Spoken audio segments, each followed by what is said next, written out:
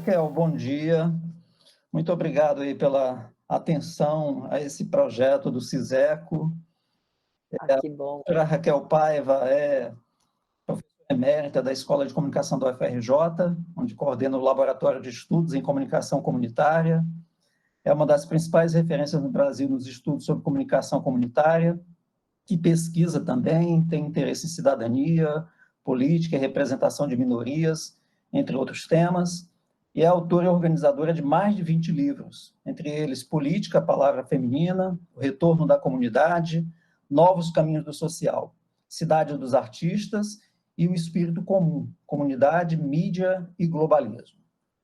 Então, Raquel, é um prazer enorme estar fazendo conversa com você. Minha amiga, minha colega de escola de comunicação. E, para começar, Raquel, não teríamos como deixar de falar de pandemia, de Covid, né? Porque tem um impacto, essa situação que a gente está vivendo, eu diria, sobre todos os aspectos da nossa vida, né? Da nossa vida social, individual, coletiva, institucional. E, evidentemente, quando a gente fala dessa vida que a gente está impactada pela pandemia, eu acho que um aspecto importante, dizendo respeito aos seus interesses de pesquisa, é o próprio sentido de comunidade. Na sua opinião, a comunidade, ou o conceito que se transformou, que passou por várias modificações, você aborda isso nos seus trabalhos, ele vai sofrer abalos a partir desse momento? Ele vai sair fortalecido? Ele vai sair enfraquecido de todo esse quadro que a gente está vivendo? Bom, muito obrigada, primeiramente, obrigada a você, Paulo César, meu colega, né, de longa data, e obrigada também ao CISECO pela oportunidade. Antes de mais nada, eu só queria corrigir, porque acho que ainda é uma coisa recente e teve a pandemia, que eu não sou mais a coordenadora do LEC, né? Eu sou como é que eu vou dizer assim, uma entidade, né? Mas é coordenadora. Quem coordena agora o LEC é o professor Mohamed e o professor Cristiano, né? Então, fui fundadora em 97, mas não sou mais a coordenadora. Mas está com a gente lá, isso é muito bom. Sim, o tempo todo, né? O tempo todo, mas é só porque, né? Senão a pessoa pode ficar sentida, né? Na hora de ver a entrevista. Mas então, eu acho, em primeiro lugar, que a sua pergunta pode ser um pouco abrangente, né? Porque quando a gente vai falar de comunidade, é preciso definir um pouquinho que tipo de comunidade que a gente está falando. Mas eu vou trazer para com um enfoque, e aí, se for o caso, você me fala, não, Raquel, eu queria saber a respeito de uma outra questão, vamos aplicar mais esse ponto de vista. Em primeiro lugar, eu acho esse momento da pandemia, né? Eu tenho ouvido algumas pessoas dizerem, não, na época que houve a pandemia, como se a gente não tivesse exatamente no meio da pandemia, né? Nós não estamos nem numa segunda onda, porque a gente não saiu da primeira, né? Estamos na mesma coisa, no mesmo ponto. E aí eu acho que a gente pode falar de dois aspectos. O primeiro, por que a gente está na primeira onda?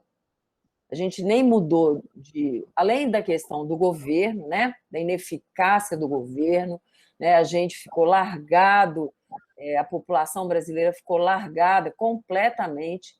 Se não fossem alguns coletivos de comunicação comunitária, o pessoal, principalmente das classes populares, dos bairros populares, estariam completamente largados, e esse índice de mortandade e de infecção de infectados seria muito maior, né? Para além disso, é preciso a gente falar que a gente está nesse mesmo patamar porque a gente não se solidarizou. De uma maneira geral, a gente manteve uma política, ainda mais aqui no Rio de Janeiro, né? A gente vê a forma como as pessoas se comportam é um tipo como se não houvesse amanhã. E eu até brinquei um dia desse com uma pessoa que talvez não haja mesmo amanhã para essas pessoas, né? Então, uma situação horrível. E eu acho que essa situação, ela nos remete primeiramente para a questão de pensar no outro, né? Pensar em si, mas também pensar no outro, né? Pensar não só na minha família, mas no meu bairro. Eu conheço pessoas que tiveram e nem esperaram estar no 14º dia, já estava na rua. O que essa pessoa fez? Contaminou mais 8 pessoas, não é isso? Não é essa a média? Então, no meu papel, quando eu soube disso, eu falei, mas como que você vai fazer isso? Você já negativou, né? Como diz o outro. Não, ainda não fiz o exame. Então não pode sair, querido, né? Eu tenho uma vizinha que teve e ela seguiu, foi dos primeiros casos, lá em março, e ela seguiu todos os protocolos, o lixo separado, tá. Então, esse cuidado ainda é uma questão muito pessoal, né? Eu acho que essa visão, ela prejudica de uma maneira geral, ela interfere em todas as instâncias, não só individuais, mas também a social e a política, né? Porque quando isso aí, essa visão, ela é uma visão o quê? Uma visão egoísta, uma visão que alimenta a desigualdade social, que a gente fala tanto, que a gente tem um discurso tão, né, assim, nunca se falou tanto na desigualdade social como atualmente, e tão pouco se fez. Virou uma entidade, né? Uma coisa, desigualdade social. Mas a ação é mínima. E eu acho que ela não está só no nível econômico, ela está também no nível, a gente está vendo com a pandemia, com o desacerto, né? a pouca solidariedade, ela está também no nível moral e ético, cultural, entendeu? Então, eu me preocupo com isso, eu acho que é uma questão que tem que ser pensada, que tem que ser refletida, que tem que ser alterada. Aí você me pergunta, mas como é que você acha que vai mudar isso, Raquel? Racionalmente, eu não vejo saída. Eu não estou vendo, né, nesse momento. Até mesmo porque a questão da desigualdade, a questão da solidariedade, da igualdade, ela era uma questão das esquerdas. Eu acho que é uma pergunta que você também me faria. Mas hoje, qualquer lugar, qualquer partido, até o da bala, fala de igualdade. Qualquer um fala disso. Então, esvaziou o discurso da esquerda, né? Isso a gente tem que pensar. Esse esvaziamento perpassa por tudo, e eu acho que a gente só racionalmente não consegue alterar. Pelo menos não está conseguindo. Então, eu tenho revisitado, Paulo César, eu tenho revisitado autores lá da nossa história da comunicação, né? Como McLuhan, por exemplo.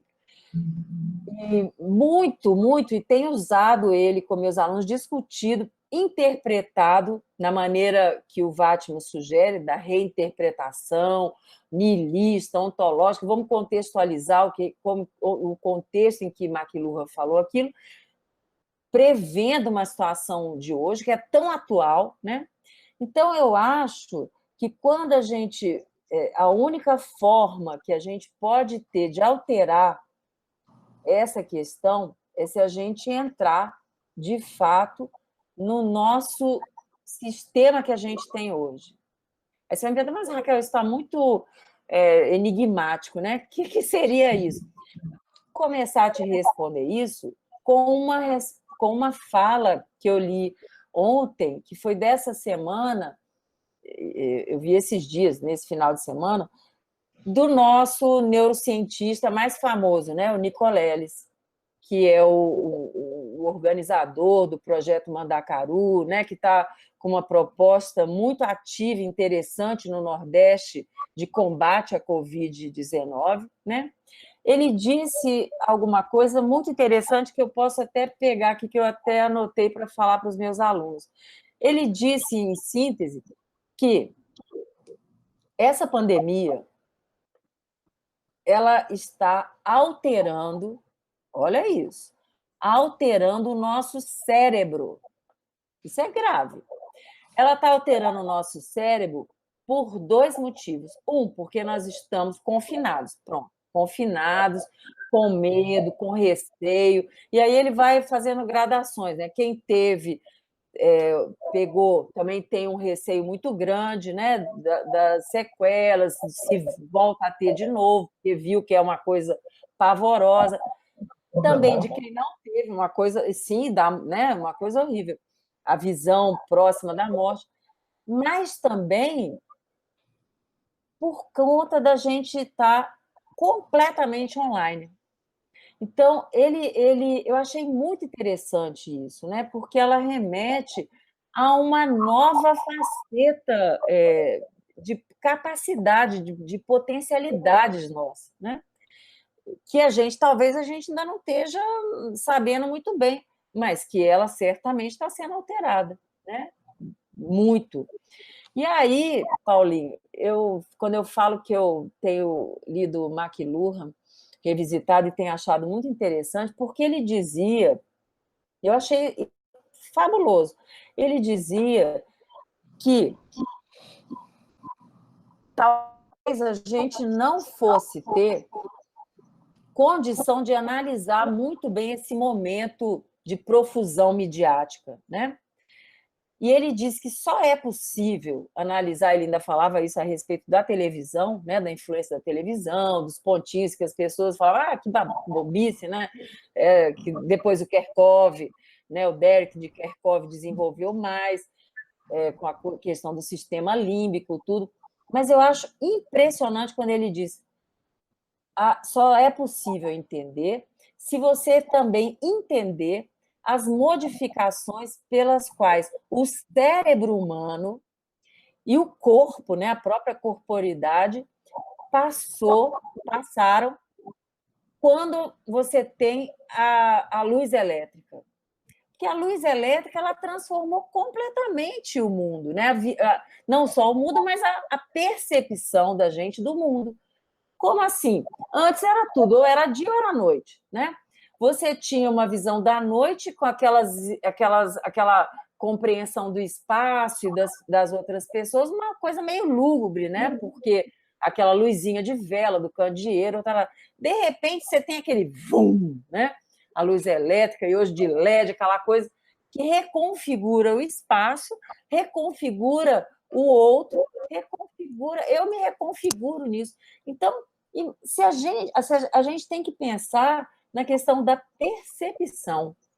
Eu acho que hoje, mais do que nunca, a gente entra com uma força muito grande nesse ambiente que é midiático, que é virtual, e que a gente tem que trabalhar com esse sensório. Se a gente não trabalhar com essa visão, só com a questão racional, não vai dar.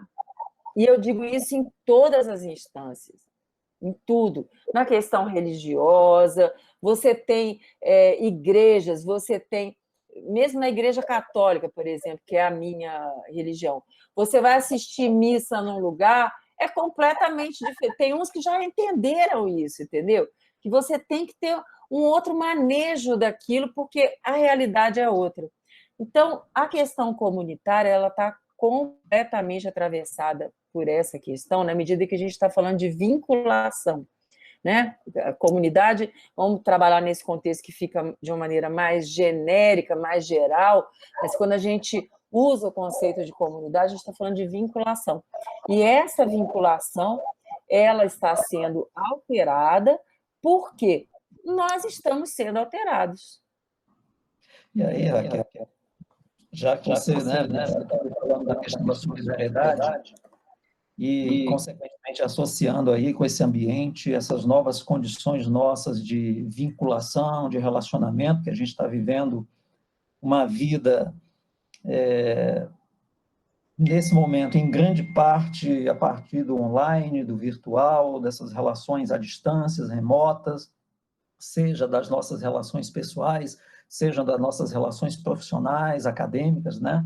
Nós dois e muitos dos nossos colegas professores estão nesse momento dando aula remota. Você acha que essa solidariedade, que me parece um elemento fundamental para essa noção de comunidade que você está falando, ela sofre abalos no sentido negativo, no sentido de uma perda? Você deu um exemplo no começo da sua fala, de que me parece estar faltando, por parte de algumas pessoas, esse sentimento da coletividade, né? No sentido de que esse vírus que me atinge, né, ele não atinge só a mim, já que na relação social da qual eu pertenço, ele pode ser transmitido para outras pessoas. Então, não é uma preocupação que diz respeito só a mim, individualmente, mas há também ao meu pertencimento a uma coletividade e a uma comunidade, né? E no sentido de que se eu não me preocupo com esse pertencimento social, eu estou deixando de ser solidário, eu estou deixando de ter a empatia pelo outro, né, se for o caso. Você acha que a gente vai tirar algum aprendizado da importância de ter esse olhar para o outro, que é, desde nós, indivíduos, né, até propriamente governo, instituições? Então, eu acho o seguinte, eu acho que esse momento que a gente está vivendo, que a gente foi obrigado a ficar confinado, né? Já temos aí um bom período, né? 6 meses, né? Já se passaram. Você vê como a própria questão, quando eu falo do cérebro, né? Quando eu recorro ao Nicoleles, porque a própria questão temporal ela se alterou, não foi só espacial, né? Ela se alterou. A gente tem dificuldade com isso. Eu sou sempre um otimista. Eu sou sempre um otimista. E eu acho que se a gente aproveitar esse momento agora e fizer uma incursão interna, uma incursão de autoconhecimento, uma incursão de, de, de escavação mesmo, né, do eu acho que fatalmente, a gente vai ter uma visão menos egoísta, mais horizontal no sentido da inclusão, no sentido de ver o outro, da totalidade, né, da natureza. Eu vou te falar, uma das coisas que mais tem me causado sofrimento é ver imagens daqueles animais todos no Pantanal, né? Então, eu acho que na medida que a gente como a gente está fechado em casa, né? Como a gente está isolado, eu acho que na medida, e ao mesmo tempo tão conectado, né? Porque nós estamos totalmente conectados com tudo, com o que está acontecendo aqui, com o que está acontecendo no Rio, com o que está acontecendo no Brasil, que é uma descarga enorme de sofrimento para todos nós, né? Ver isso todo dia, não tem nada, né? Uma coisa horrível. O Rio de Janeiro, então eu acho que a gente está tão conectado, e ao mesmo tempo tão solitário. Eu acho que se a gente investir, né, é um trabalho, se a gente investir nessa ausculta de si mesmo, eu acho que a gente pode sair disso modificado. Eu acho, entendeu? Melhor, para melhor, né? Eu acho que a gente pode sair modificado para melhor. Eu tenho visto, ouvido e falado e lido muitas pessoas que estão nesse movimento, sabe?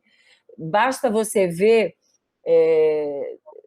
ele começou desde março, mas basta você ver, ele já saiu matéria dele em vários lugares, eu já estou fazendo ele desde agosto, mas ele está ele tem 25.000 pessoas diárias meditando com ele. Um cara que está lá em Campinas, o Tadashi Kadomoto, pelo Instagram e pelo YouTube. Meia horinha, 6 da manhã e 8 da noite. Eu acho isso incrível. Cada dia que eu vejo lá no Instagram, tem uma pessoa nova que eu conheço que está fazendo.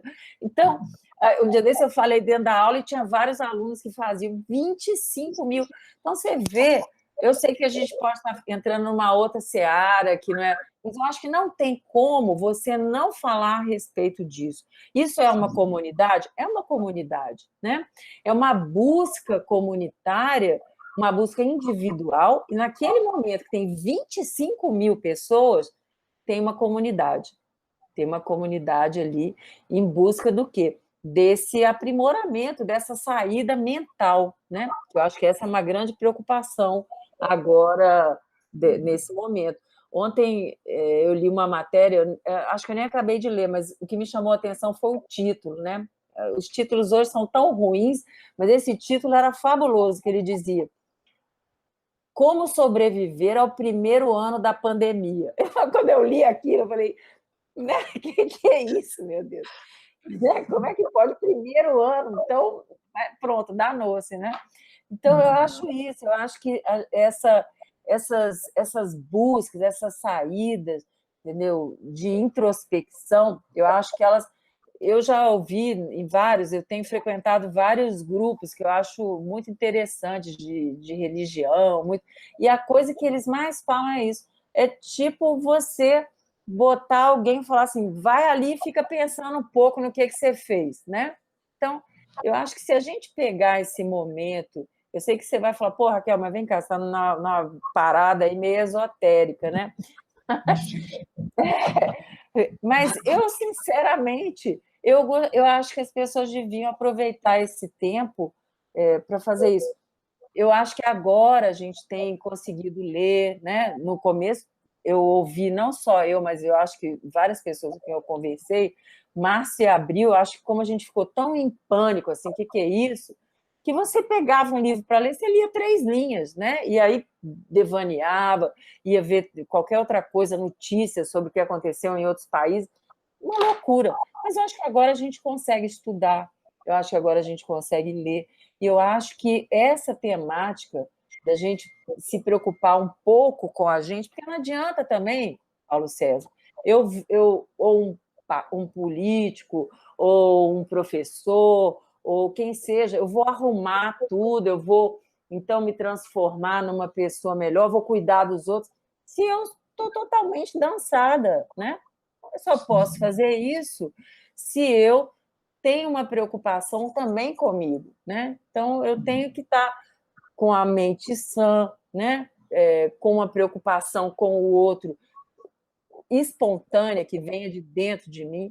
Não tem como eu olhar outro autor que eu tenho usado muito, que é o Parque, recuperado, né? O pessoal de imigração nunca deixou de usar, mas os outros ficavam assim, né? Taraná, Parque já foi, agora de Escola de Chicago, um ou outro autor pegava, né? Mas de uma maneira geral. E eu acho muito interessante, porque a questão da cidade, nós estamos agora vivendo a cidade, quase a cidade fantasma, né?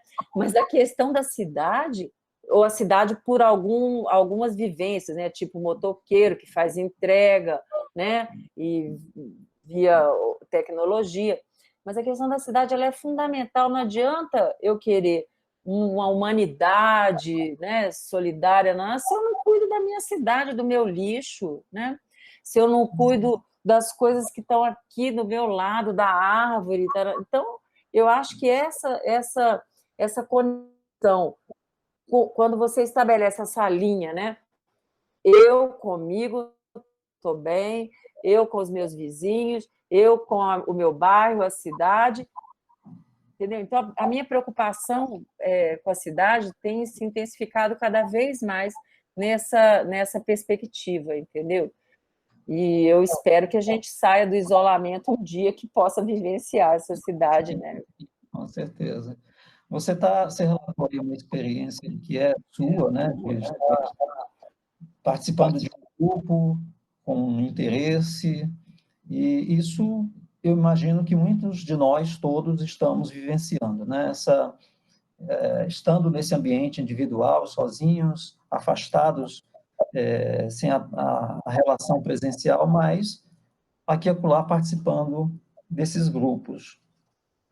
Isso e mais outros vários fenômenos possíveis, né, que são causados de alguma forma pela pandemia e que eu acho que a gente não vai conseguir medir de imediato, nós estamos, como se diria, né, no olho do furacão, e evidentemente que dar conta de toda essa carga de mudança, de transformações, não vai ser agora.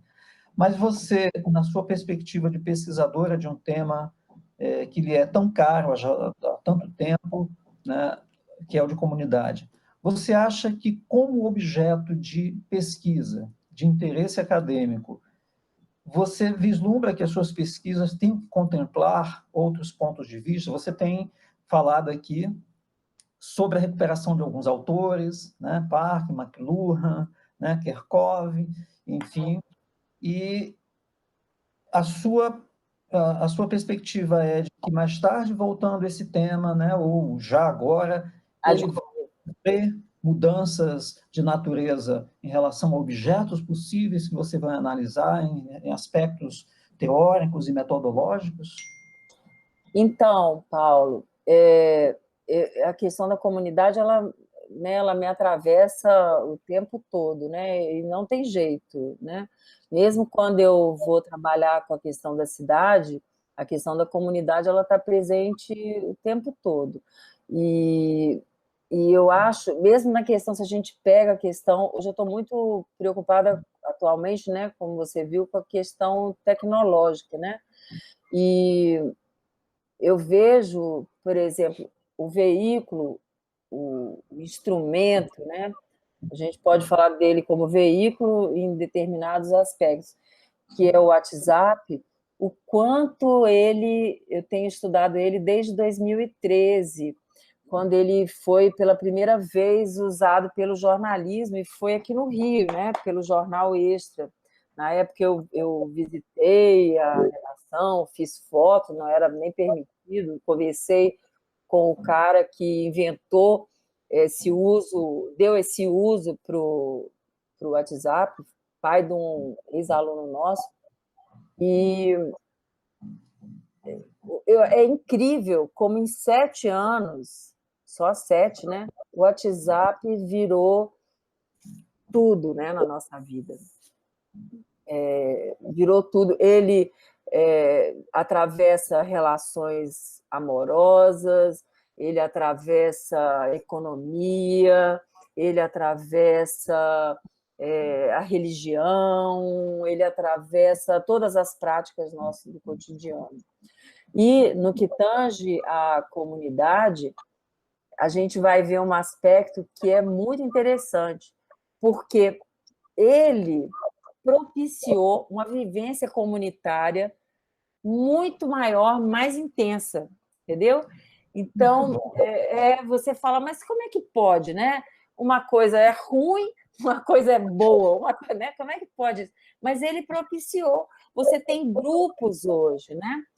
Então, se ele substituiu uma vivência real entre as pessoas, eu acho que a gente não pode deixar de admitir isso. E tem nuances, né? Eu acho que como você mesmo falou, a gente está no olho do WhatsApp, né? No olho do furacão. Então, é difícil analisar, porque a gente é um usuário total. E ele está para além de qualquer coisa que a gente tivesse antes, a ponto de ter influenciado eleições, tarará, porque ele está fora de controle, ele não tem controle. A gente já viveu no Brasil 2 ou 3 vezes onde um juiz X, um juiz Y tentou bloquear o WhatsApp, quase que mataram o juiz, né? Porque quem que pode viver sem o WhatsApp, né? Um dia, 24 horas sem o WhatsApp foi uma tragédia, e nem era um momento como esse de hoje, que a gente tem o WhatsApp, acho que foi 2, 3 anos atrás, né? Se alguém fizesse isso hoje, então a capilaridade que ele tem, que você não tem como controlar, não tem governo, não tem, nunca terá, né? Como diria a música da Simone. Então, eu acho que é uma coisa complexa que afeta a subjetividade, as relações amorosas, né? Porque o cara está lá falando com a mulher dele, a mulher falando pelo WhatsApp, né? Então manda emoji, mas enfim, é esquisito, né? Diferente. Vamos falar esquisito, vamos falar diferente do que a gente tinha, né? E aí a gente tem esse mecanismo, uma possibilidade muito positiva para as comunidades, muito. E durante a pandemia, e aí eu retomo um pouco a sua pergunta inicial, durante a pandemia, ele foi fundamental. Ele é, né? Já estou igual o pessoal falando que quando teve a pandemia. Então, ele é fundamental, porque as pessoas agilizam usam para ter recurso, passa vaquinha, faz compra, para poder atender essas comunidades mais apartadas, né? Isoladas, excluídas, né? Socialmente. E para tudo. Então, você resolver a vida de alguém que perdeu o emprego, agora o cara está fazendo quentinho. Então, o WhatsApp tem sido esse veículo. Né? Então, eu acho que se a gente pode eleger uma expressão de vivência comunitária hoje, eu acho que a gente pode eleger a partir do WhatsApp. Se não fosse isso, se não fosse esse sistema, eu acho que a gente estaria numa situação bem mais complexa, entendeu? No que tange a questão da vinculação da relação entre as pessoas, entre os pares, a relação comunitária mesmo, entendeu? Eu acho que se não fosse esse aspecto, eu acho que o WhatsApp salvou aí, viu? A questão, porque não tem vivência, a gente ia, tudo bem, você ia falar, não, mas tem o Zoom, tem o Meet, que a gente está usando aqui, tem o Google,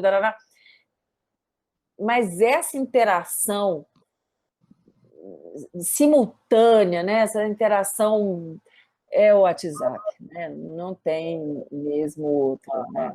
E ainda mais, uma ferramenta que ainda mais ela é inclusiva, se a gente pensar sobre um aspecto da escrita, da literácia, né? Porque o cara que não consegue escrever, ele vai. Eu lido com várias pessoas eu lido com uma pessoa, e isso me deixa muito aborrecida, porque eu já tentei alfabetizá-la e ela foge, entendeu? Mas eu lido com uma pessoa que ela usa o WhatsApp o tempo todo e por áudio, né? Então, é uma ferramenta inclusiva, como você disse. Inclusiva, em função até, acho que do nosso modelo, né, de como essas tecnologias estão disponíveis, né, porque o celular é o que está na mão de grande parte da população brasileira. As pesquisas vão dizer que é este o principal meio a partir do qual as pessoas se comunicam, né, não necessariamente tem um computador, não necessariamente tem um tablet, e até em função da forma como as operadoras de telefonia disponibilizam esse serviço sem cobrar, né, da grande parte da população que, na verdade, tem uma conta que Se não é comunica, se informa, né? pré-paga, né?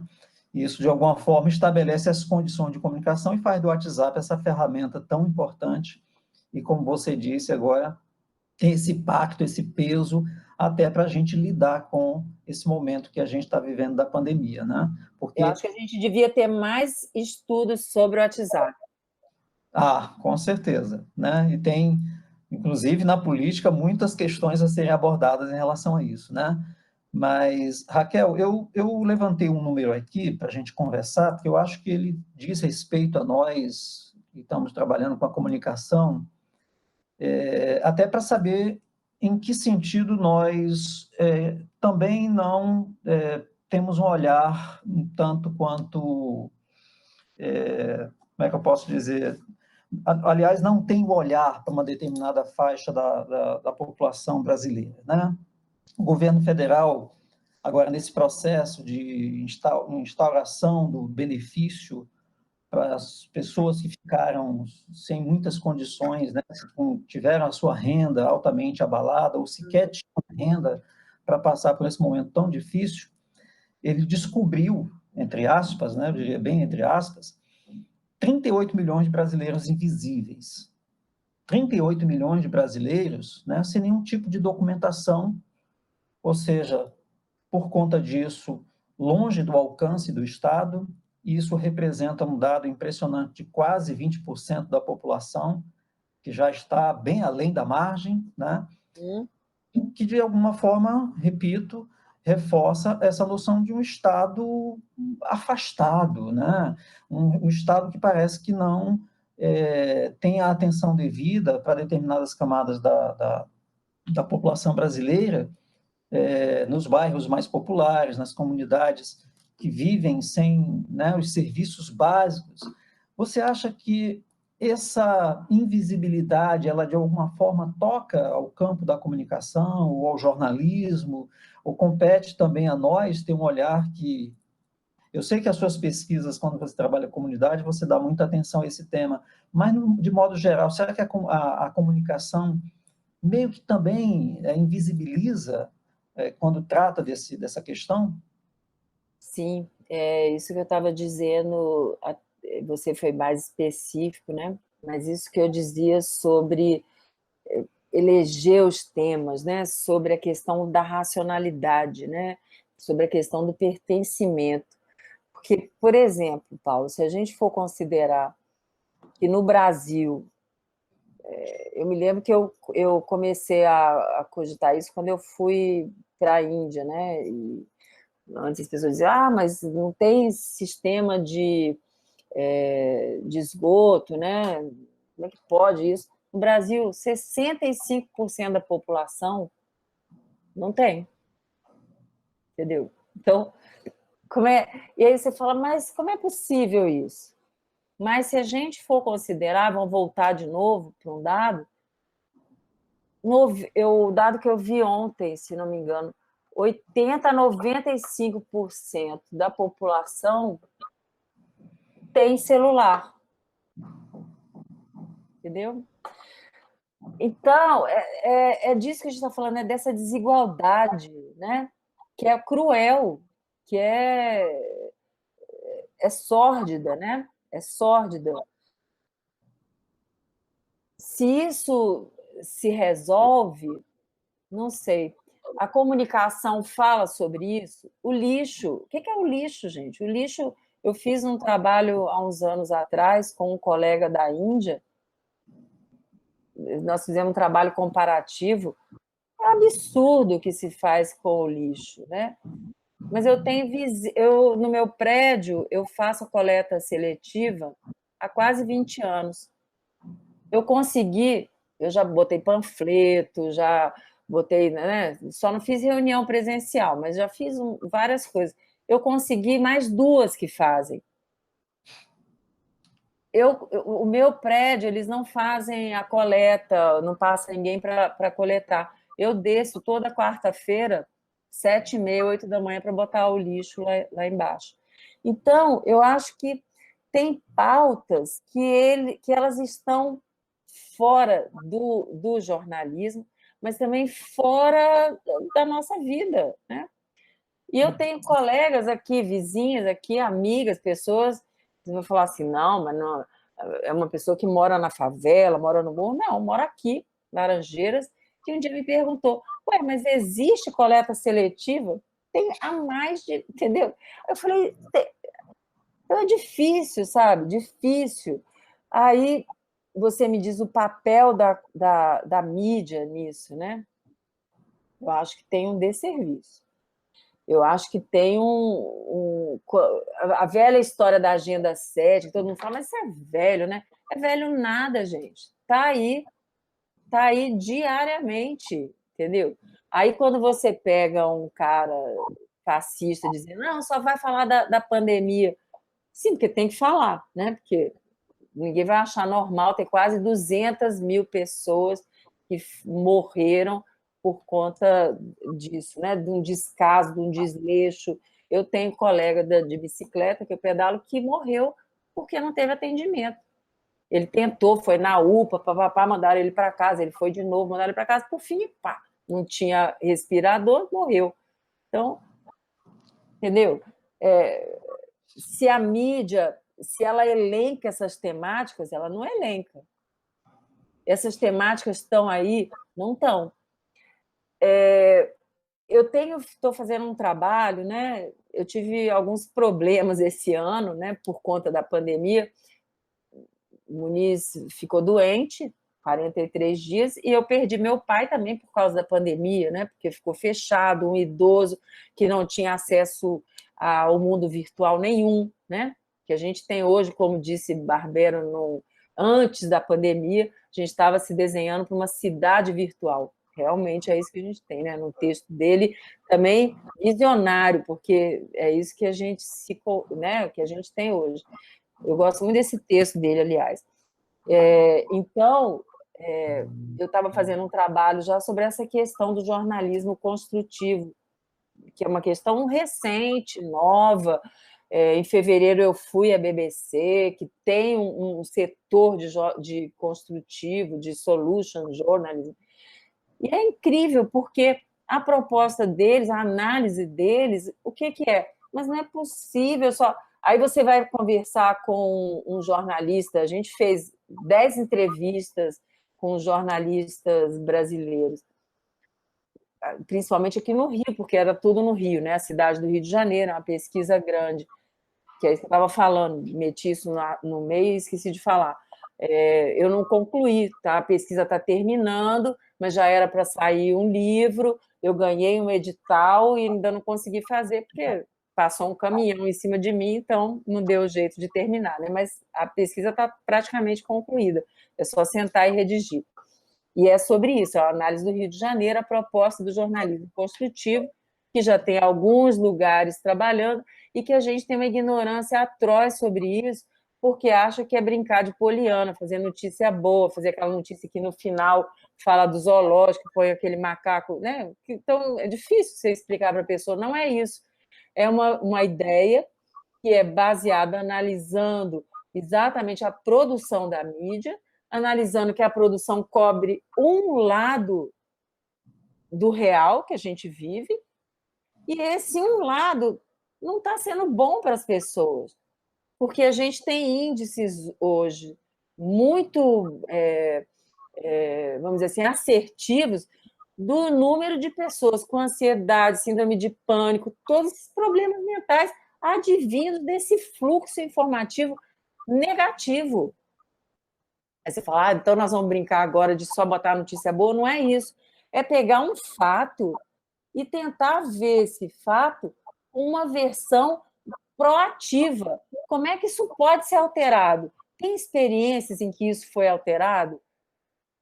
A gente aqui no Rio, desde a época, sei lá, se for para trás, vou pegar Garotinho, Benedito, sei lá, mas vamos pegar só agora, né?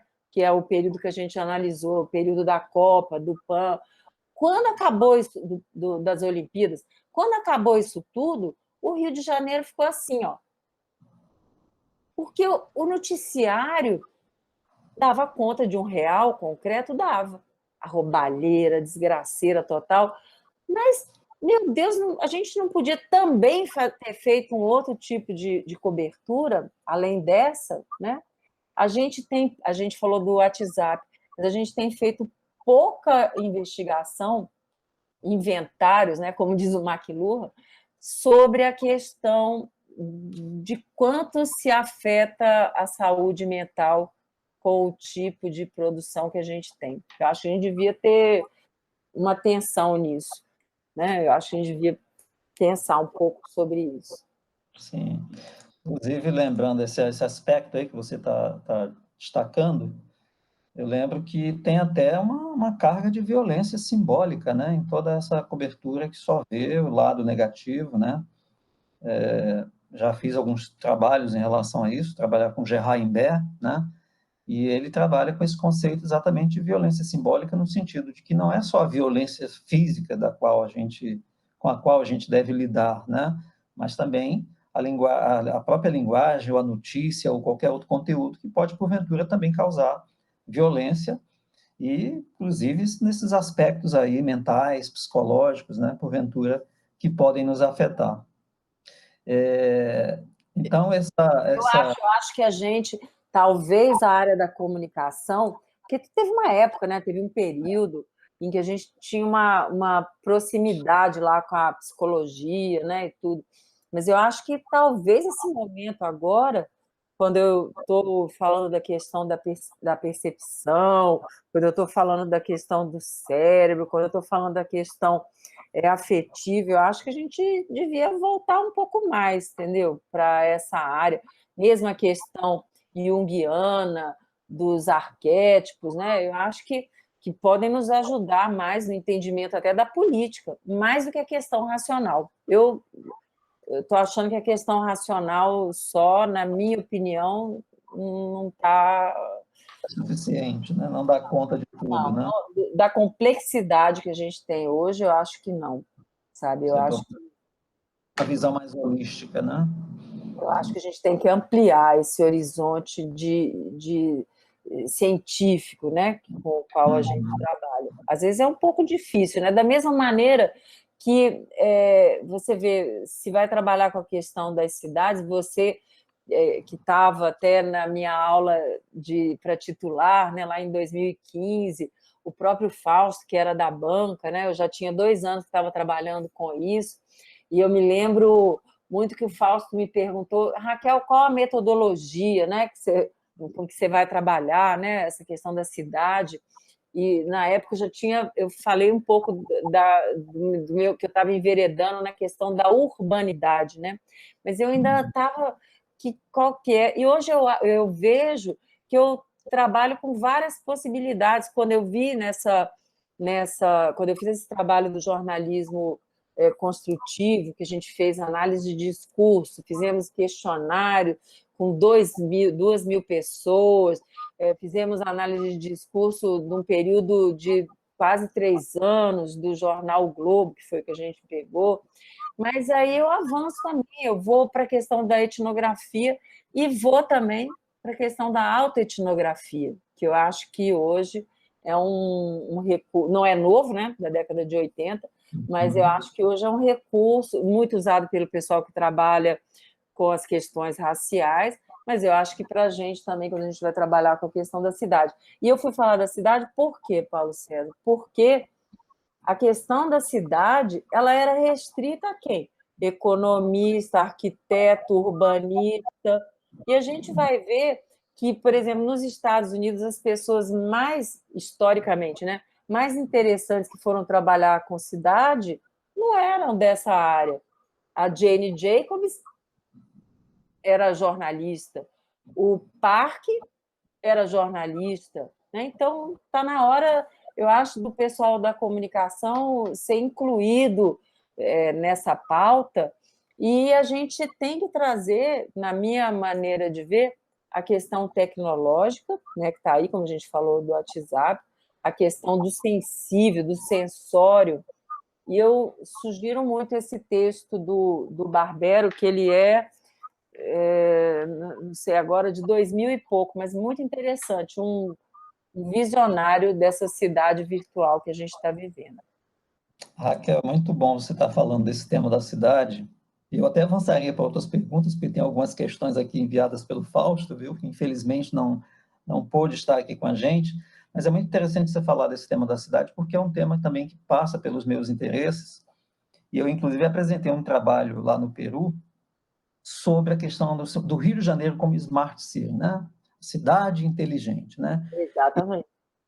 Que você vai ler a bibliografia, você vai ler os autores que tratam dessa ideia de uma cidade inteligente, e se você pegar essa noção de inteligente, é uma inteligência da tecnologia, é uma tecnologia, é uma inteligência que está relacionada a uma competência técnica ou de uma certa, eu diria, uma certa burocracia, uma certa natureza administrativa, que passa pelos técnicos, que passa pelas pessoas da informática, da computação, pelos algoritmos, né? Que seriam a solução automatizada para todos os nossos problemas, e não pensa na inteligência da né? A inteligência ela se dá a partir dos seus moradores, dos seus habitantes. Ou, no máximo, quando a gente participa desta inteligência ou de uma cidade inteligente, o nosso papel é doar os dados automaticamente para que eles, processados por uma lógica que não fomos nós, cidadãos, que participamos para definir, esses dados são, portanto, processados e eles nos dariam retornos inteligentes para a gente viver nessa cidade. Ora, bolas, né? Então, a gente está criando, me parece, novas racionalidades aí, ou novas formas de gestão, né? Evidentemente estão intimamente relacionadas com questões de poder, né, inclusive de vigilância, mas que os cidadãos ou a própria comunidade não participa. Ela é usada como instrumento. Então, esse modelo de cidade, eu não vislumbro que ele possa dar no lugar muito bom, e aí foi muito irônico ter que levar para um evento acadêmico essa ideia de que o Rio, como cidade inteligente, porque foi eleita em 2012 como uma das maiores cidades inteligentes do mundo, né? E a gente que vive a cidade, a gente vê... Ela não é inteligente, né, Paulinho? Mas ainda... eu anotei aqui, porque eu já li esse seu texto e eu vou trabalhar com isso agora. E eu tenho ele aqui, então eu vou atrás dele, que realmente é muito interessante. Eu me lembro de um seminário, eu acho que você se lembra também, que eu não fui, mas eu mandei uma aluna aí, uma pesquisadora do LEC, para ela cobrir. E aí, quando eu fui ler o relatório dela, eu achei que eu estava vendo um filme de ficção científica, porque era né, uma coisa de cidade inteligente, e aí eles estavam trabalhando na proposta de fazer bueiros inteligentes, né? Então não teria mais um transbordamento dos rios, dos afluentes, porque os bueiros iriam... Mas que diabo é isso que essa gente está fazendo, meu Deus do céu? Pô, o outro, um edifício inteiro, que seria uma fazenda, então supriria a questão dos alimentos. Meu Deus do céu, nós não temos esgoto, entendeu? Aí você... É uma inteligência baseada nessa racionalidade tecnológica, né? Desconectado completamente do real concreto, né? Da realidade concreta das pessoas. É inacreditável, sabe? Inacreditável. Agora, eu acho que eu fiquei pensando agora aqui, vou desenvolver essa ideia. Essa ideia, talvez, do Barbero da cidade virtual, que a gente se transformaria, que a gente se transformou, eu me pergunto se esse virtual não estará mais relacionado à existência do WhatsApp, sabia? Sim, passa certamente, né? Principalmente no nosso modelo, né? A gente sabe quão importante foi o WhatsApp para essas últimas eleições presidenciais. Já nos Estados Unidos, em 2016, foi mais o Facebook, né? Eu acho que isso tem que estar diretamente relacionado ao modo como essas tecnologias são usadas, às vezes na relação própria com as empresas de telefonia, por exemplo, com o acesso que se tem à banda larga, isso de alguma forma afeta. Sim, porque, só te interrompendo, porque foi muito bom você falar isso, porque, na verdade, a gente sabe que a questão do WhatsApp, apesar de ter sido inventada por um cara que era do leste europeu, que se transferiu para os Estados Unidos, parará, mas a gente sabe que o país onde ele graçou, né, é o Brasil. Tanto que eu já tive a experiência de mandar um WhatsApp para alguém, para um europeu, e ele me demorar 2 dias para responder, entendeu? Então, né, você fala, é impossível. Quando eu vi aquela resposta, eu falei, 2 dias depois era melhor eu ter mandado um e-mail, era mais rápido. A gente é acostumado com a instantaneidade aqui, né? Não, é uma tecnologia brasileira inacreditável, né? É uma tecnologia, digamos, estrangeira, mas de uso genuinamente brasileiro, né? Na sua... Inacreditável. Tudo você faz pelo WhatsApp, tudo. É impressionante, é impressionante, impressionante. Raquel, o nosso amigo Fausto, Diga. há pouco, né, não pôde participar, está aí envolvido com as aulas, mas ele mandou algumas questões a você. De alguma forma também passa pelos meus interesses de pesquisa.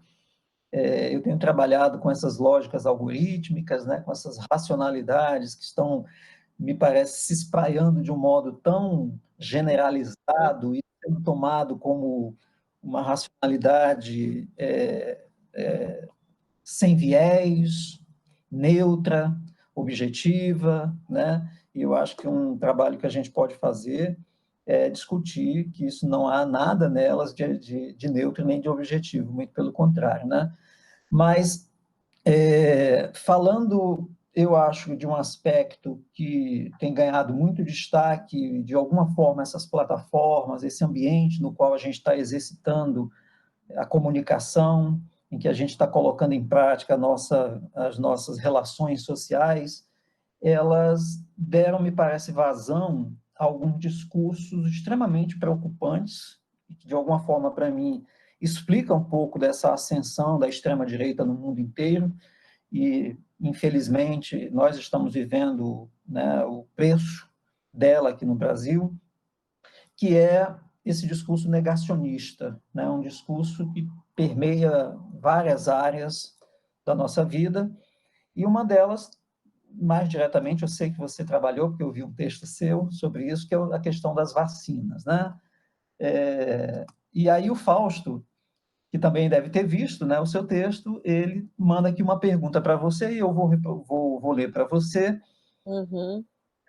enfim, muito me interessa ouvi-la sobre isso, né? Ele pergunta como é que você interpreta, à margem dessas posturas negacionistas, as reações que imensas camadas da população têm em relação às vacinas, mesmo no momento, que eu acho que isso é o mais paradoxal, em que a busca pela vacina tem sido fundamental para sairmos da pandemia, ou pelo menos esse caminho, essa luz que a gente está à busca dela, né, para a gente sair dessa questão. Ele diz assim: entretanto, sabemos que as posições anti-vacina já se manifestam ao longo de várias décadas, não sendo, portanto, um comportamento apenas da atualidade, a gente sabe disso, mas que ganha, me parece, uma dimensão dramática no sentido do alcance desses discursos, né? Eu acho que esse é o grande aspecto que a gente está vivendo hoje, né?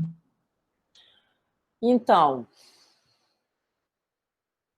eu acho que, em primeiro lugar, né, essa questão, conviver com essa postura negacionista,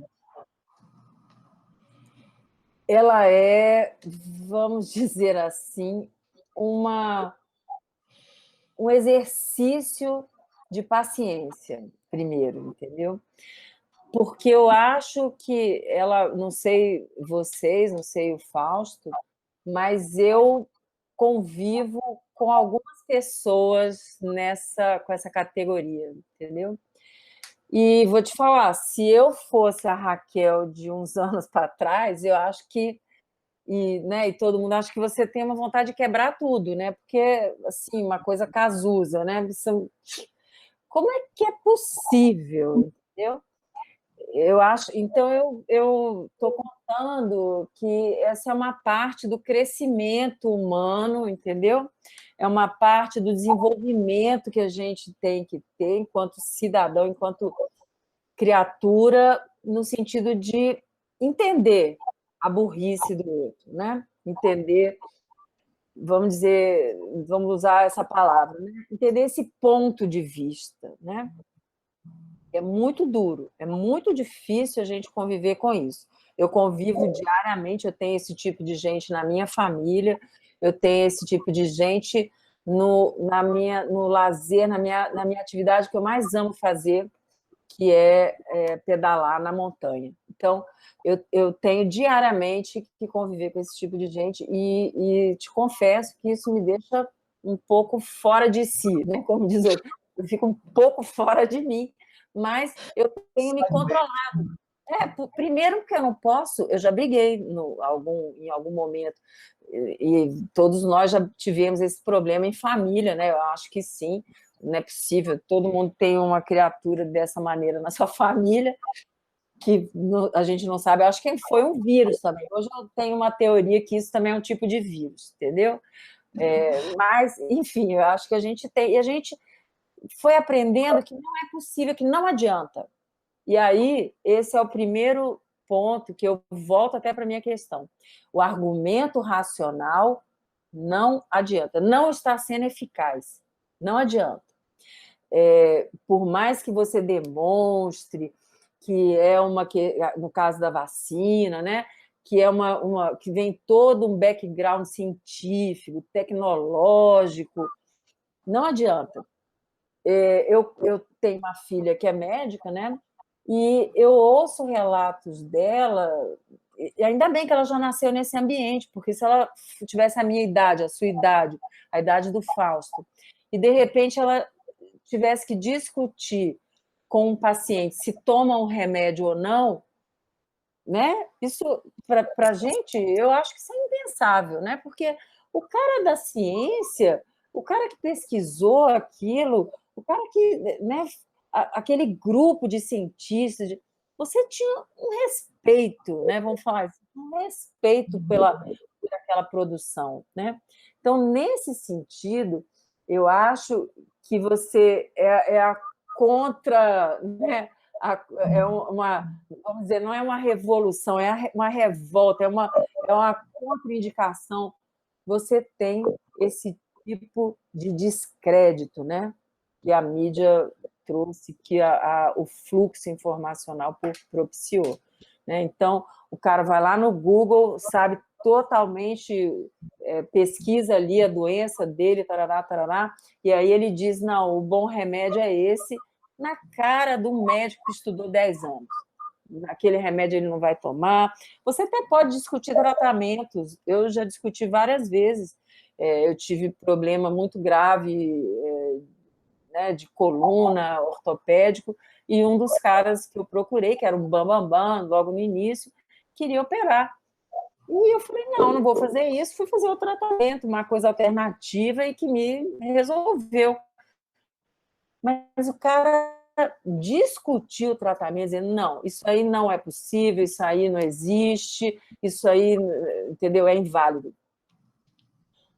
Quando eu fiz esse texto com o Igor, a gente, né, que é o texto sobre a vacina, que foi dentro de uma pesquisa de um grupo que a gente participa muito, internacional, que reúne tanto pesquisadores de países como da Índia, da África do Sul, mas também europeus. Quando a gente fez esse trabalho, a gente ainda não tinha o desenho total, né, completo, né, assim, fulgurante da fake news, como a gente tem hoje, né?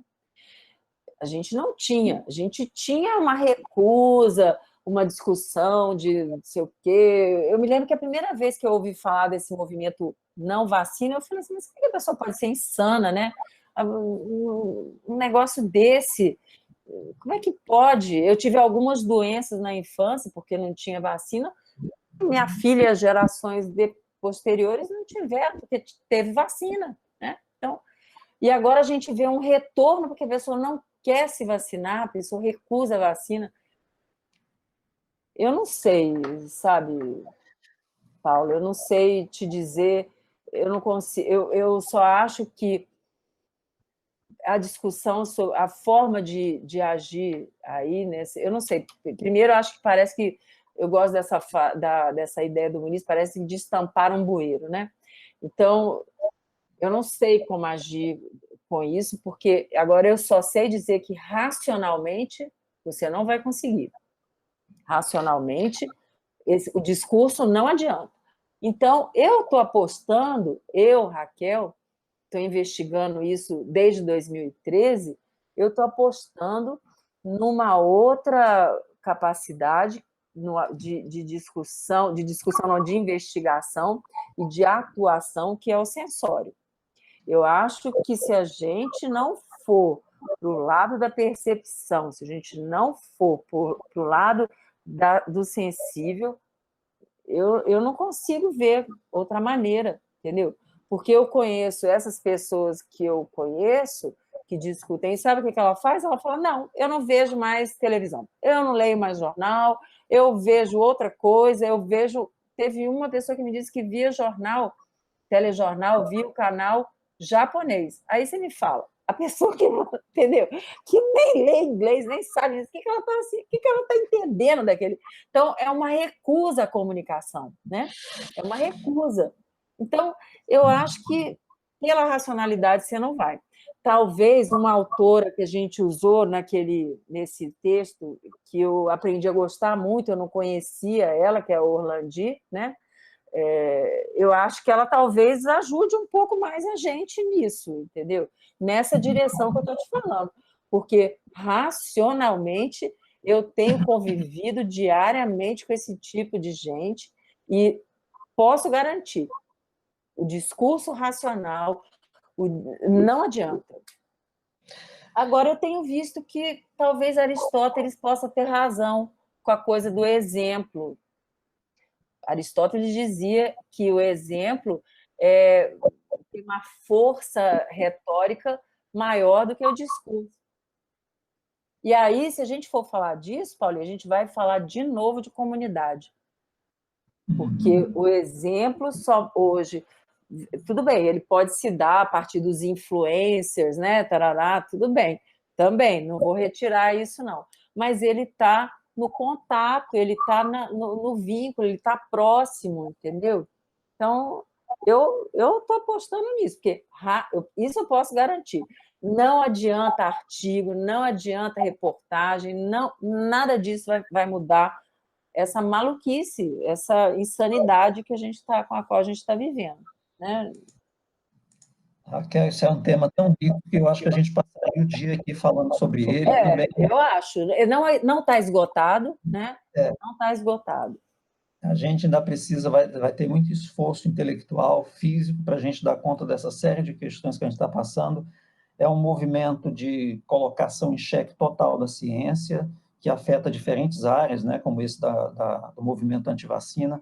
Eu, porventura, também estou interessado nesse tema e tenho trabalhado com um colega da Federal de Juiz de Fora, que foi orientado, inclusive, pela Eni Orlandi, e que a gente tem visto uma abordagem outra, que é como, no espaço das redes sociais, alguns médicos têm se tornado verdadeiras celebridades, influencers, né, que é o termo mais atual, né? E como esses médicos fazem desses ambientes verdadeiros consultórios. O Laí Ribeiro é uma espécie, né, assim... Virou até meme, né? Exatamente, né? E esses médicos, porque a gente não pode ter uma visão extremamente negativa em relação a isso, porque realmente pode alcançar e pode ter um impacto importante para muita gente. Pode. Mas, muitas vezes, esse movimento antivacina, ele é organizado até politicamente, né? Como a gente vê no caso das fake news, usada politicamente e estão tendo resultados pelo mundo inteiro, né? Mas no que diz respeito ao movimento antivacina, muitas vezes, é o que a gente está estudando, às vezes uma fala de um médico sobre vacina é retirada de contexto, é levada por um grupo de antivacinas para dizer, vocês estão vendo aqui como o próprio médico está dizendo, né? E nesse ambiente da internet em que a circulação é extremamente grande, isso toma uma dimensão, né, na possibilidade de redistribuição, de compartilhamento, que realmente muitas vezes torna-se incontrolável. E aí vem o ambiente da pós-verdade, né? As pessoas querem acreditar naquilo que elas já acreditam, e se tem um discurso que se encaixa, é tudo que elas querem para defender aquele argumento, né? Eu acho que a ação mais que pode ser eficaz aí é a ação comunitária mesmo, entendeu? É o cara a cara, não, a senhora tem que tomar, porque e o exemplo, olha, a menina ali não tomou, pegou, morreu, bananá, entendeu? Fora disso, eu acho que deu aquela coisa do Baudrillard, né? O sentido, esgarçou tanto, entendeu? Sim, sim. Tem uma deflação aí, né? Eu acho. É engraçado. Aí eu te pergunto uma coisa, se a gente falou muito de gatekeeper, né? A gente tratou em algum momento nas nossas pesquisas sobre essa figura do gatekeeper, que tem um papel, né, ou teve mais forte, teve um papel, tem um papel importante, de certa forma, de funcionar meio como uma espécie de filtro, em função de deixar o que é que vai passar, o que vai chegar. E pode ser que seja uma visão talvez um tanto autoritária minha, mas é só para a gente discutir, só para a gente conversar, como me parece que no ambiente da internet a falta desse filtro, digamos, né? Porque todo mundo fala, todo mundo diz, todo mundo recebe conteúdo, se essa figura desse gatekeeper está fazendo falta, no sentido daquele... Vamos pensar o jornalista, né? Não só o jornalista como gatekeeper, mas outros possíveis atores que poderiam funcionar como esse lugar que, por onde passa, ou passa por algum tipo de leitura crítica, que passa por algum tipo de filtragem, não autoritária, evidentemente, mas será que isso tem algum impacto? Quer dizer, no momento que tudo passa, e ao passar tudo, né, você está consumindo tudo, isso pode ser nó da coisa, de certa forma? O que você acha? Eu acho que aí a gente vai ter que rever Nietzsche, né? Que eu acho que é o fim, né? O fim de Deus, o fim da autoridade, o fim né, do pai, né? É o fim, como o Vátimo dizia, o fim da história. Mas eu acho que talvez, Paulo, como eu disse que eu sou otimista nisso, talvez a gente tenha inaugurado aí um tempo que pode ser um tempo de irmãos, né? Já que a gente não tem mais essa figura poderosa que define o que a gente vai fazer, qual vai ser o nosso destino, que toda noite fala com a gente num telejornal, né? Que a gente siga nos jornais, a gente não tem mais. Então, nós somos órfãos agora, nós estamos por nossa própria conta.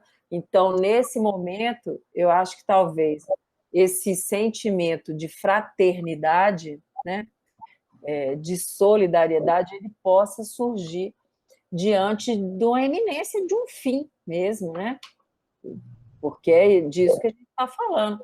Mesmo quando, eu acho que se a gente for usar como uma metáfora até, eu acho que mesmo essas saídas, né, do carioca para a rua, para o bar, para Nanã, e apesar de tudo, parece um pouco a coisa do baile da Ilha Fiscal, né? Aquela coisa assim, vamos aproveitar tudo que vai acabar. Mas eu acho que tem um momento que da queda em si mesmo, né? E dizer, não é assim, né? Não se quer um fim, né? Não se quer um fim.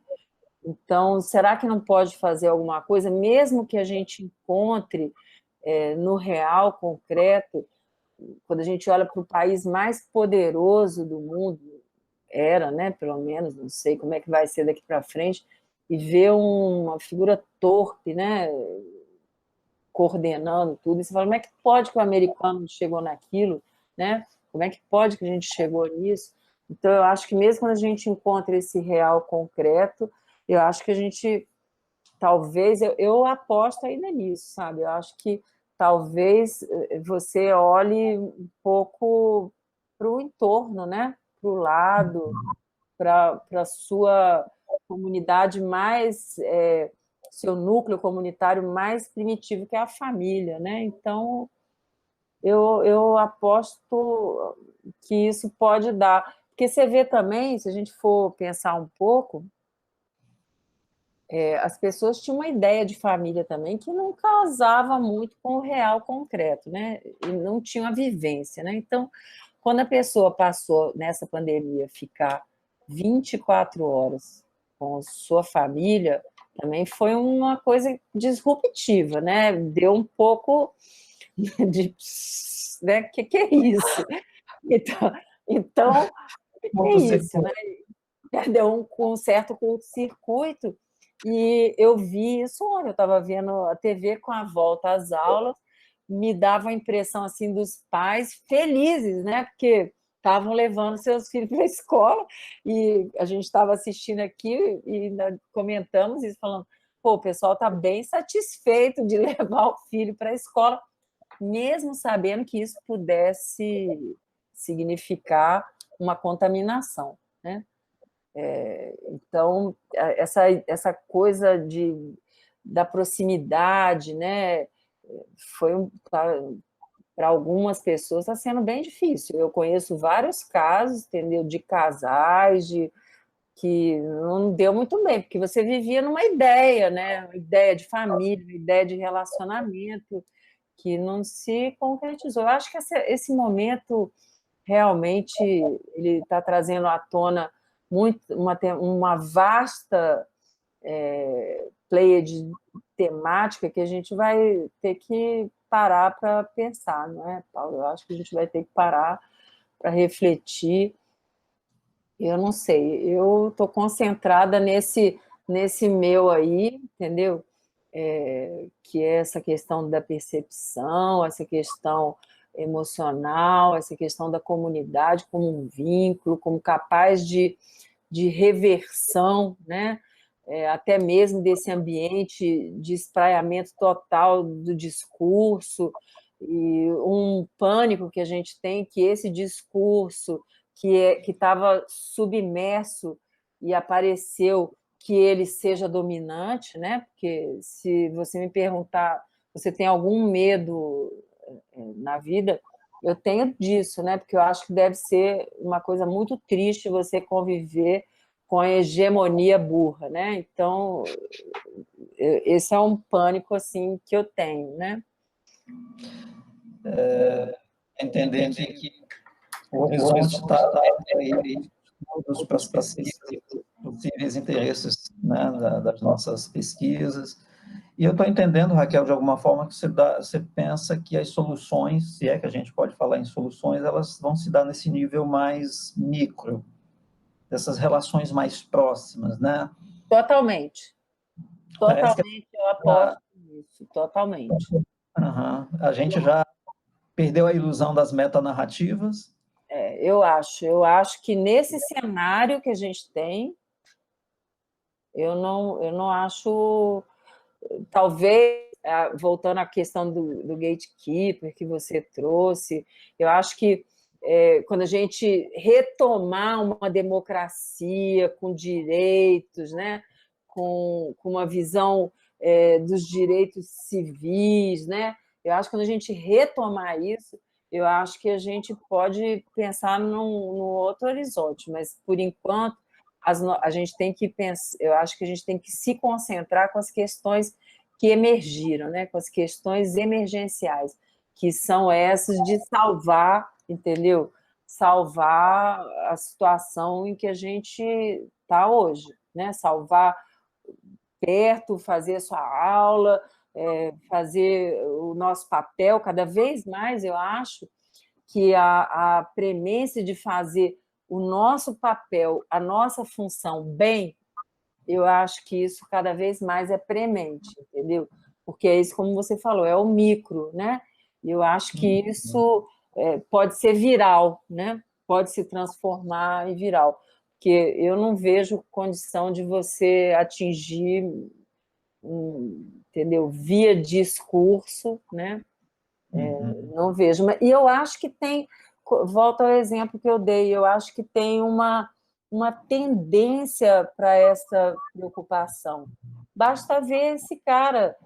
De repente, ele começou lá a botar, lá de Campinas, ele começou a botar lá no Instagram a meditação dele, um foi falando para o outro, né? Eu soube via WhatsApp, vi uma outra pessoa, mandei para várias outras via WhatsApp, e o cara tem 25 mil pessoas, 6 da manhã, meditando.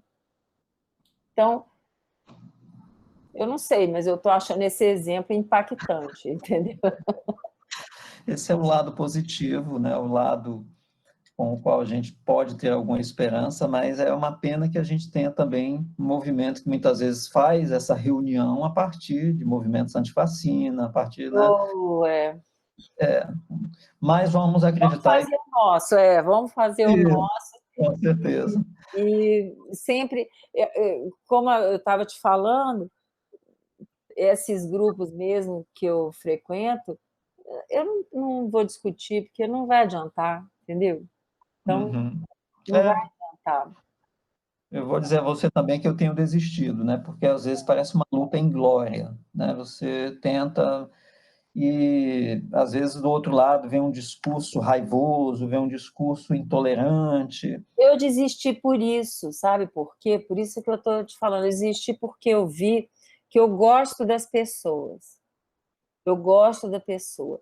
E se eu mantiver aquele discurso racional, a pessoa não vai aguentar, vai brigar comigo, porque essas pessoas têm uma índole assim bem raivosa, né? E a raiva é o que se propaga mais rápido, realmente, né? Cerebralmente.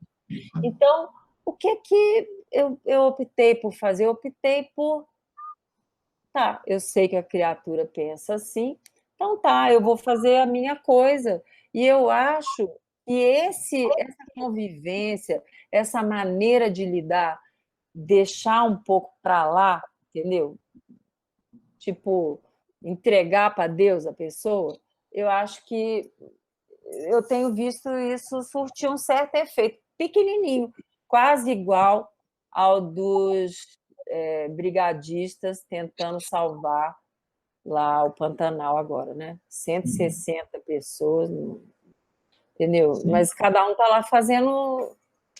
A gente voltou para isso, né? Cada um vai lá. Voltou, não, eu não acho que voltou.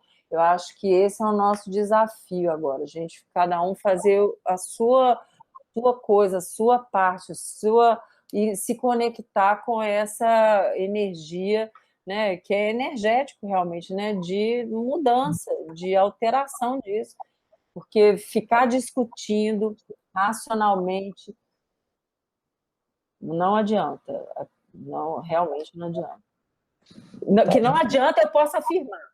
Se vai funcionar essa técnica, ainda não.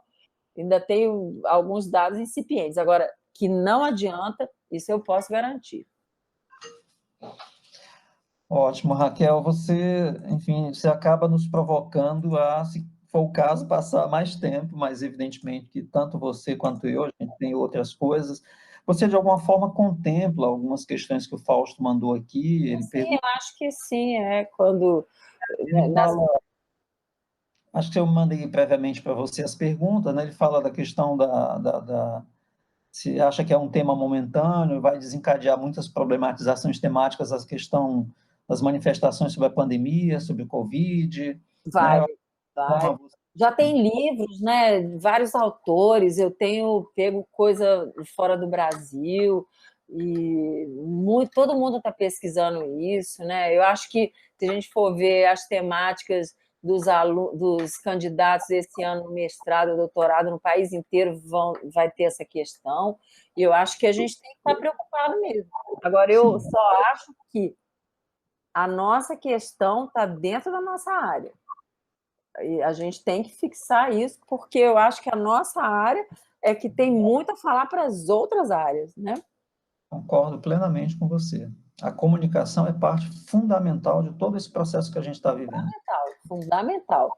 Hoje nós estamos aí, então vamos ver, vamos pegar todo esse material que vai vir desses candidatos, vamos ver o que o pessoal está estudando, né? Vamos ver as pesquisas das pessoas, porque eu acho que daí a gente vai tirar boas temáticas de trabalho para seguir daqui para frente. E não só são só temáticas, bons caminhos, né? Bons enfoques. Mas não só isso, sabe, Paulo? Eu acho que a gente também tem que ter daqui para frente um compromisso não só do inventariado, né, de fazer as análises, mas um trabalho prospectivo, criativo, né? Porque daqui para frente a questão vai ser bem puxada, né? Eu acho. Pelo que está se desenhando agora, no sentido do jornalismo construtivo, sermos também construtivos, né? Eu acho. Trabalhar mais em equipe, com visões diferentes e, né, englobar essas várias maneiras. Eu acho que a gente vai ter que fazer um trabalho prospectivo mesmo, sabe? Cada vez mais. Eu acho que a gente está mudando. Eu acho que a gente está mudando na área também, sabe? Eu acho que hoje já não tem mais coisas tão estanques como a gente tinha na década de 90, por exemplo. Aquele pessoal ali trabalha com virtual, né? Aquele pessoal ali trabalha com estudos culturais, né? Aquele pessoal... Eu acho que hoje a gente não tem mais isso, né? Graças a Deus. Eu acho que hoje a gente tem uma visão de que a gente tem questões, para usar um pouco Boaventura, né? Urgentes, né? Urgentes. Então, o que a gente puder usar de metodologia, de caminho, a gente vai usar e tem que usar, de autor, né? Acho que a gente está para aplicar na linguagem jovem, tudo junto e misturado, né? Tudo junto e shallow now, né? Como é que era o troço? Como é que era mesmo? Shallow now agora? Aquela tradução tanto quanto... louca isso, aquela versão, enfim. Mas eu acho isso, é tudo junto e misturado. E vamos, né? Sim. Que não melhorar não vai, né?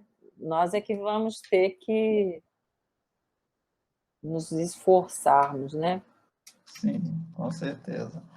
Raquel, sempre um grande prazer O falar com prazer foi meu, foi muito você, bom, uma conversa maravilhosa. muito Tem bom.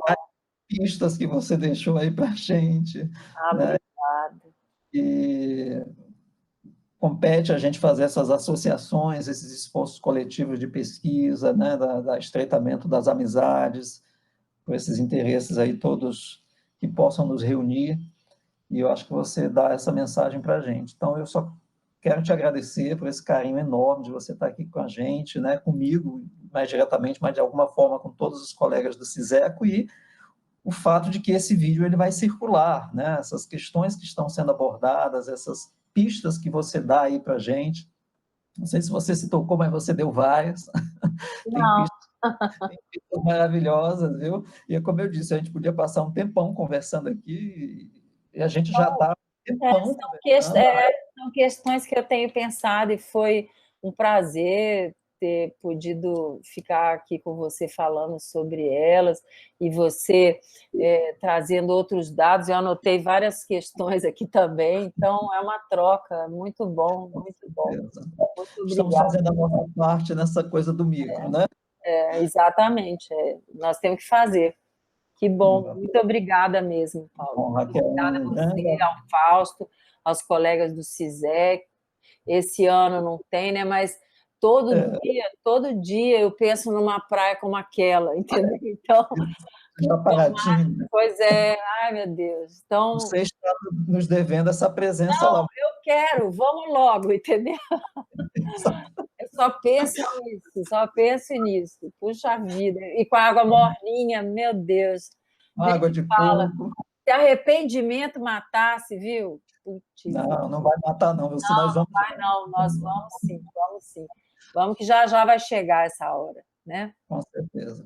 Pois, Raquel, um grande abraço, um beijo para você, Muito tá? obrigada. Nos Obrigada pessoalmente em mesmo. breve, tá? Obrigada por esse encontro tão afetivo. Muito obrigada. Maravilhoso.